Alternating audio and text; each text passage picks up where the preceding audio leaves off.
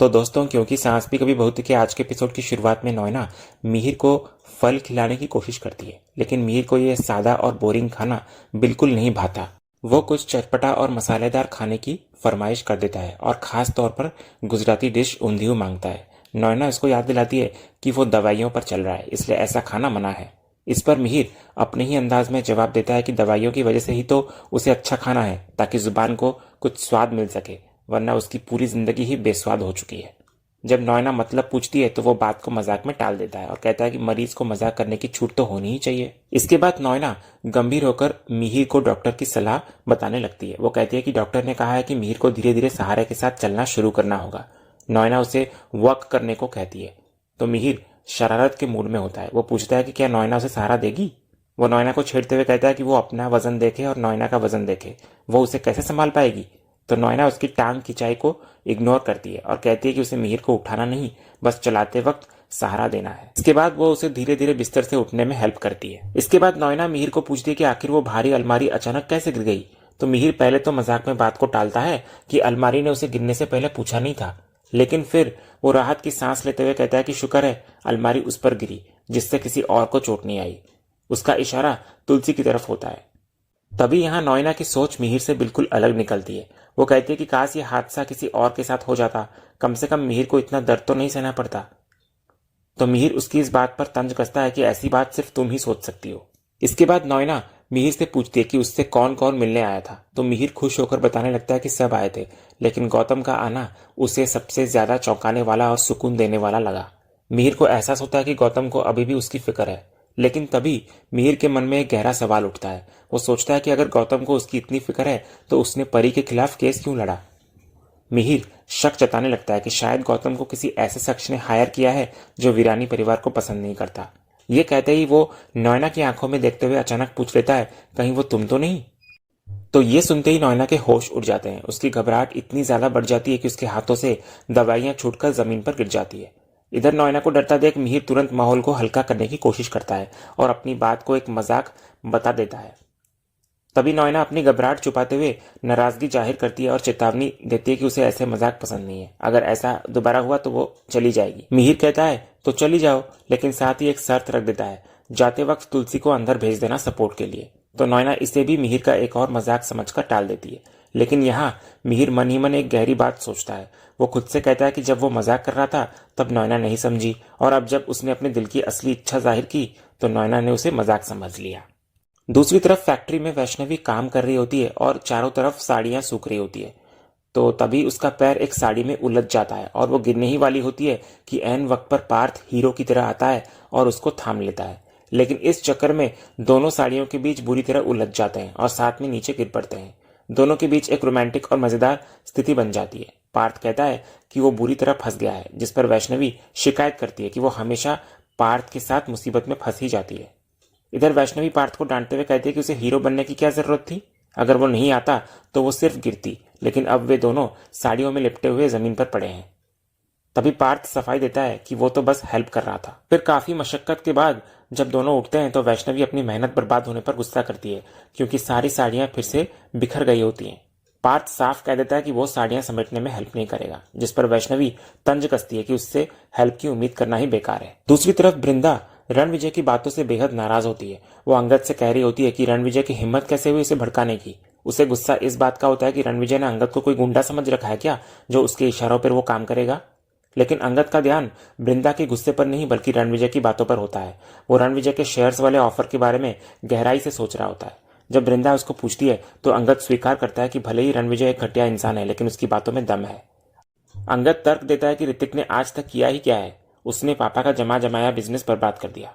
इधर अंगद का मानना होता है कि यह तो माँ की किस्मत और मेहनत थी कि उन्होंने आखिर वक्त पर बिजनेस को बचा लिया। लेकिन उसे समझ नहीं आ रहा होता है कि माँ को ऋतिक की हेल्प करने की क्या जरूरत है। इधर अंगद को डर होता है कि ऋतिक अब माँ के बिजनेस को भी डुबो देगा। तभी बृंदा जब अंगद को पूछती है कि वो अपने भाई के खिलाफ इतना कड़वा क्यों बोल रहा है, तो अंगद ऋतिक को लूजर और बेवकूफ कहता है। उसे अस्पताल वाली घटना याद आती है जहां ऋतिक ने उससे बदतमीजी करी थी। तभी बृंदा उसको समझाती है कि अस्पताल में हालात अलग थे और वहां झगड़ना सही नहीं था। वो अंगद को सबसे अहम चेतावनी देती है कि रणविजय से वो दूर रहे। बृंदा उसको याद दिलाती है कि कैसे रणविजय और सुहास ने ऑफिस चलाने की साजिश रची थी। फिर वो विनती करती है कि अंगद कभी भी रणविजय का साथ ना दे। इधर वृंदा के जाने के बाद अंगद अकेले में सोचता है। वो जानता है कि रणविजय खतरनाक और कमीना इंसान है, लेकिन उसे ये भी लगता है कि अगर उसने कुछ नहीं किया तो वीरानी इंडस्ट्रीज पूरी तरह बर्बाद हो जाएगी। तो बिजनेस बचाने की इसी जिद में अंगद एक गलत कदम उठा लेता है। वो फोन मिलाकर रणविजय को आज रात मिलने का समय तय करता है, जो आने वाली मुसीबत का संकेत होता है। अगले सीन में मुन्नी अपनी सरकारी गाड़ी से जा रही होती है। तभी उसे एक कैफे में मिताली अपने दोस्तों के साथ दिख जाती है। तो मुन्नी गाड़ी रोककर सीधा मिताली के पास जाती है और उसके सामने वाली कुर्सी खींचकर बेधड़क बैठ जाती है। मिताली उसे देखकर हक्का बक्का रह जाती है। फिर मुन्नी तंज कसते हुए मिताली के दोस्तों से खुद को मंजूरी सिन्हा उर्फ मुन्नी के रूप में इंट्रोड्यूस करती है और कहती है कि वो और मिताली एक दूसरे को बरसों से जानते हैं। तो मिताली की दोस्त पूछती है कि क्या मुन्नी उसकी सहेली है, जिस पर मिताली की बोलती बंद हो जाती है। इसके बाद मुन्नी सबके सामने मिताली से उस बात का जिक्र करती है जो उसने राहुल को बताई थी। मिताली घबराकर बात को रफा दफा करने के लिए मुन्नी को अलग ले जाना चाहती है, लेकिन मुन्नी वहीं जमी रहती है। मिताली फिर अपनी चाल को सही ठहराने के लिए ईमानदारी का सहारा लेती है। वो कहती है कि उसने मुन्नी का सच राहुल को बताकर सिर्फ हेल्प की है, क्योंकि honesty is the best policy और पति पत्नी के बीच कुछ भी छुपा नहीं होना चाहिए। वो मुन्नी को ये बोलती है कि ये तो उसने नाइट स्कूल में पढ़ाई होगा। तो मुन्नी इसका मुंह तोड़ जवाब देती है। वो मिताली को याद दिलाती है कि वो तो शुरू से ही ईमानदारी की मिसाल रही है। फिर मुन्नी मिताली के पुराने कारनामे गिनाना शुरू करती है। वो बताती है कि कैसे मिताली ने अपनी इसी ईमानदारी का नाटक करके वृंदा की सगाई तोड़वाई थी।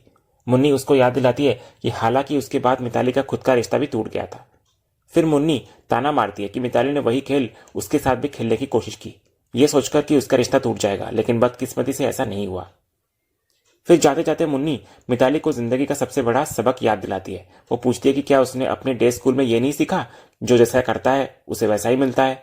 मुन्नी उसको साफ चेतावनी देती है कि इसे कर्मा कहते हैं। अगर वो दूसरों के साथ बुरा करेगी तो अंत में उसके साथ भी बुरा ही होगा। फिर मुन्नी उसे आगे से ये बात याद रखने की सलाह देकर और गुड लक बोलकर वहां से निकल जाती है। अगले सीन में अस्पताल पर नॉयना मिहिर को दवा देती है और फिर उसे सहारे के साथ चलने के लिए कहती है, लेकिन मिहिर बहुत ही जिद पर होता है। वो नॉयना की हेल्प लेने से साफ मना कर देता है और कहता है कि वो खुद कोशिश करेगा। फिर अपने जख्मी पैर के दर्द के बावजूद मिहिर बड़ी मुश्किल से उठने की कोशिश करता है, लेकिन फिर भी वो नॉयना का सहारा नहीं लेता। दूसरी तरफ फैक्ट्री में ऋतिक पूरी शिद्दत और मेहनत से काम में जुटा होता है। वो वर्कर्स को निर्देश दे रहा होता है, तभी वहां मुन्नी आती है।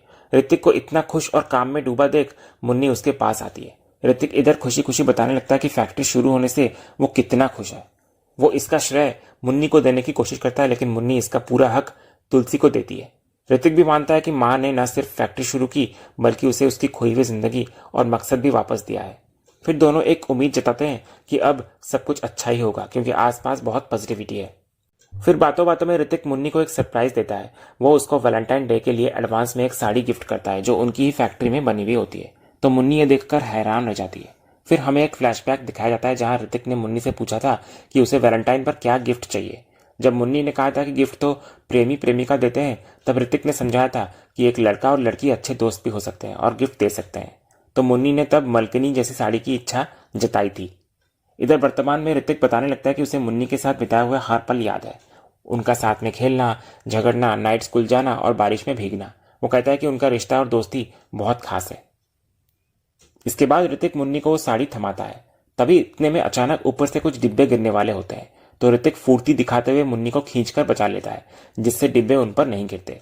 इस खींचातान में दोनों एक दूसरे के बेहद करीब आ जाते हैं और एक पल के लिए खो जाते हैं। लेकिन दूसरी तरफ राहुल दूर खड़ा ये सब देख रहा होता है और उसके चेहरे के भाव बता रहे होते हैं कि उसका शक अब यकीन में बदल रहा है। अगले सीन में अंगद रणविजय से मिलने एक सुनसान जगह पर पहुंचता है। इधर रणविजय नई गाड़ी में आता है, जिसको देखकर अंगद ताना मारता है कि क्या बात है, नई गाड़ी ले ली तूने, तेरे तो दिन ही पलट गए।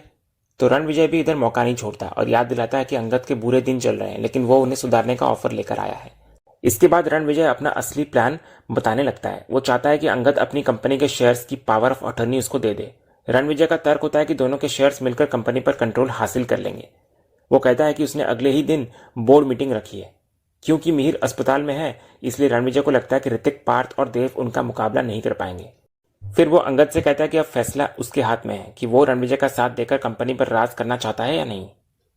अगले सीन में अस्पताल पर मिहिर नर्स की हेल्प से चलने की कोशिश कर रहा होता है। तभी नॉयना को आता देख वो नर्स को भेज देता है।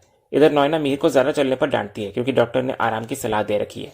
लेकिन मिहिर की जिद होती है कि वो अस्पताल से बोर हो चुका है और घर जाना चाहता है। वो मजाक में कहता है कि डॉक्टर्स उसको रोक कर रखना चाहते हैं। फिर जब मिहिर चलकर दिखाने की कोशिश करता है तो लड़खड़ा जाता है, तो नॉयना उसको संभाल लेती है। इसके बाद मिहिर एक बहुत ही गंभीर मुद्दा उठाता है। वो नॉयना को याद दिलाता है कि पिछले 6 सालों से शांति निकेतन में रहने के बावजूद वे अलग अलग कमरों में रह रहे हैं और उनके बीच दूरियां कम नहीं हुई है। वो इशारों में नॉयना से पूछता है कि क्या उसे ऐसे आदमी के साथ रहना चाहिए जो उससे दूर है, लेकिन नॉयना का प्यार एक तरफा और निस्वार्थ होता है। वो कहती है कि उसके लिए इतना ही काफी है कि मिहिर उसके कंधे के सहारे चल रहा है और वो उसके साथ है। वो कहती है कि वो मिहिर का सहारा बनकर ही खुश है।